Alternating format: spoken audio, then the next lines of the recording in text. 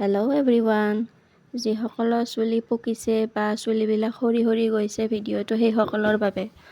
চুলিৰ আজিকালি বহুত সোনকালে চুলিবিলাক পকিব ধৰে, তাৰ কাৰণে এইটো বনাইছোঁ।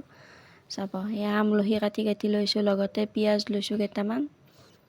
আমলখিখিনি ভালকৈ ধুই চাফা কৰি পিঁয়াজৰ বাকলি গুচা সৰু সৰুকৈ কাটি মিক্সিত গ্ৰাইণ্ড কৰি ল'ম। এয়া মিক্সিত গ্ৰাইণ্ড কৰি ল'লোঁ। লৈ কিনে এতিয়া নাৰিকলৰ তেল লৈছোঁ। যোনে যি তেল ব্যৱহাৰ কৰে সেইটোৱে ল'ব, কিন্তু নাৰিকলৰ তেলটো বেছি ভাল চুলিৰ কাৰণে, সেইকাৰণে নাৰিকল তেলটোৱে লৈ লৈছোঁ। মই তেলৰ দুটা ডাব্বা আনিছোঁ নাৰিকলৰ, এটা কোকোনাট অইল, এটা পেৰাচুট অইল, দুয়োটা নাৰিকলৰে হয়। মই নাৰিকল তেলে ব্যৱহাৰ কৰোঁ চুলিৰ কাৰণে। তেলৰ টেমাটো ভালদৰে কাটি লৈছোঁ দুয়োটা। আপোনালোকে বাৰু চুলিত কি তেল লগাই জনাবচোন।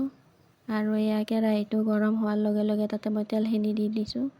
দুয়োটা তেল শেষ কৰিয়ে দিছোঁ, দুয়োটা ডাব্বা, মানে 2 বটল তেল। অকণমান কৰা নাই, অলপমান সৰহকৈ কৰিছোঁ, যিহেতুকে বাৰে বাৰে এইবিলাক কৰি থাকিব মন নাযায়, সেইকাৰণে বহুত দিনলৈ গুচি যাব আৰু এনেকৈ তেল কৰি থৈ দিলে।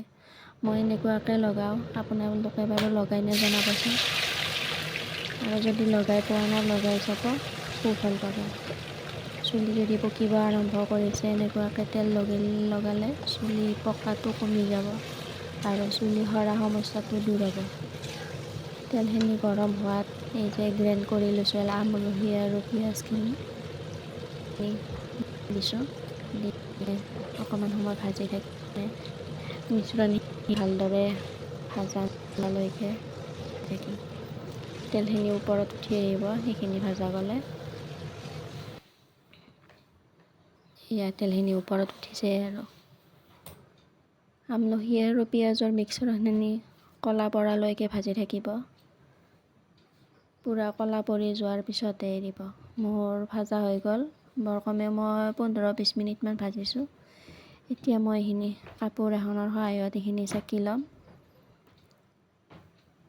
চাকি লওঁতে অলপমান মোবাইলটো অলপমান বেলেগ ফালে ছাইড হৈ গ'ল, ভালদৰে ভিডিঅ'টো নুঠিল। এইখিনি মোৰ 1 বটল ওলালে। ভালদৰে পাতল কাপোৰ এখনত চাকি লৈছোঁ, হাতেৰে টিপি পূৰা আঁতি লৈছোঁ। এইখিনি পূৰা 1 বটল হৈ গ'ল মোৰ, ভালেকেইদিন যাব। এয়া তলত অকণমান গুড়া পৰিছে, পৰিলেও একো নহয়, সেইখিনি আমলখিৰে গুড়া হয়, থাকি যাব তাত। আৰু লগোৱাৰ পিছত ভালদৰে মাছাজ কৰি দিব চুলিখিনি। মাছাজ কৰি কিনে